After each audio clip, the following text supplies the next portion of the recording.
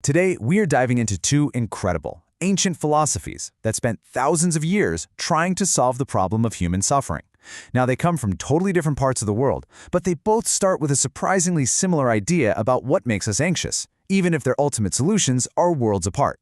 I mean, it's a question we've all asked ourselves, right? Is suffering just part of the deal? Is there any real way to find lasting peace when the world feels so chaotic, so challenging all the time? Well, both Stoicism and Buddhism came to the same pretty revolutionary conclusion. They said the true source of our distress isn't what happens to us. It's not the world outside. The real problem, and hey, the solution too, is inside our own heads. This quote from the Stoic philosopher Epictetus just nails it. Think about it for a second. It's not the traffic jam that actually makes you furious. No, it's your judgment about the traffic jam. The story you tell yourself that this is a terrible, unfair thing that's totally ruining your day. This one little shift in perspective is the key that unlocks both of these entire philosophies. So before we jump into the different solutions, let's just really lock in this shared starting point.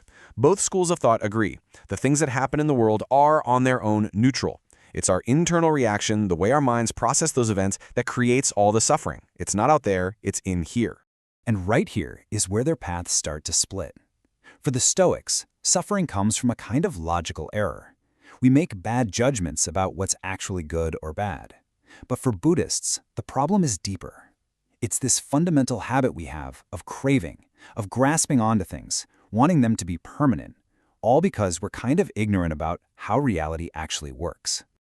All right, let's look at the Stoic solution first.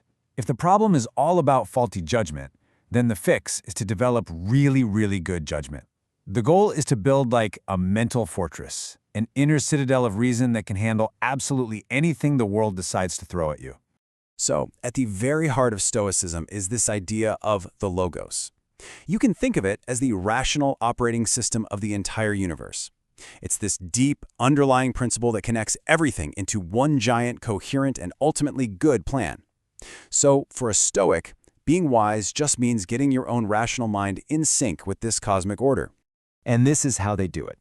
The crucial practice for a Stoic is to train what they call the ruling principle. That's the rational decision-making part of you. The whole idea is to make that part of your mind so solid that it just isn't bothered by fleeting things like pain or pleasure. You learn to draw a very clear line between what you can control, your own thoughts, your own will, and what you can't, and you pour all your energy into the first one. This line from Marcus Aurelius shows you exactly how a Stoic thinks. Something bad happens, a misfortune. But instead of seeing it as bad, they reframe it. It becomes a chance to practice virtue, courage, patience, whatever. The event itself isn't the problem, it's an opportunity to show the good that's already inside your character. Okay, now let's pivot to the Buddhist path. And wow, is it different. If the root problem is grasping at a self that isn't really real, the solution is way more radical. It's not about making the self stronger, it's about seeing that the self was an illusion all along. This is the idea of Anatta, or no self. Buddhism basically says that if you really truly look inside for a permanent, unchanging you won't find one. Now, this isn't about being negative or saying nothing exists. It's about recognizing that what we call our self is actually just a dynamic, flowing process, not a static thing. And these are the processes we mistake for a solid self. Buddhists call them the 5 aggregates. You've got your physical body, your feelings like pleasure and pain, your perceptions of sights and sounds. Then you have all your mental habits, your intentions, your thoughts, and finally, just basic consciousness itself. The Buddhist argument is that all of these are constantly popping up and then vanishing. There's no little CEO in your head running the show. And here's the kicker. This is where suffering, or dukkha, comes from. We suffer because we cling to all these fleeting processes.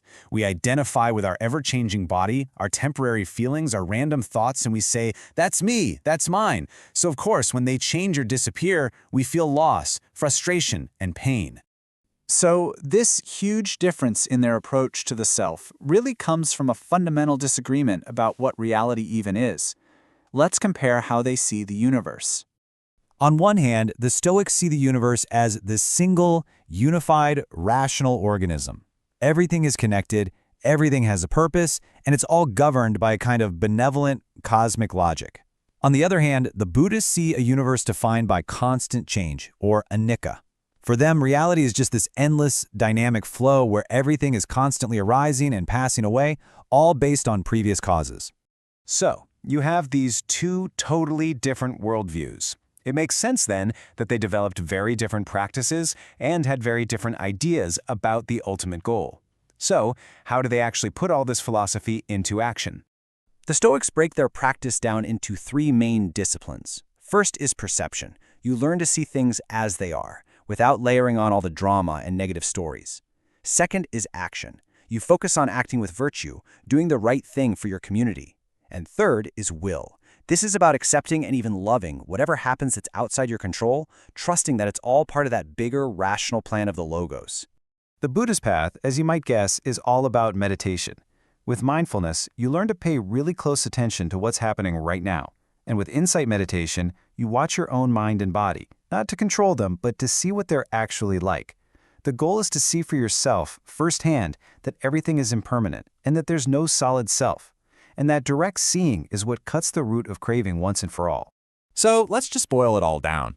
The primary cause of suffering? For Stoics, it's bad judgment. For Buddhists, it's craving. The nature of reality? It's either a rational, perfect order or a constant, conditioned flow. What about the self? You either strengthen it into a fortress or you see through it as an illusion. How to handle pain?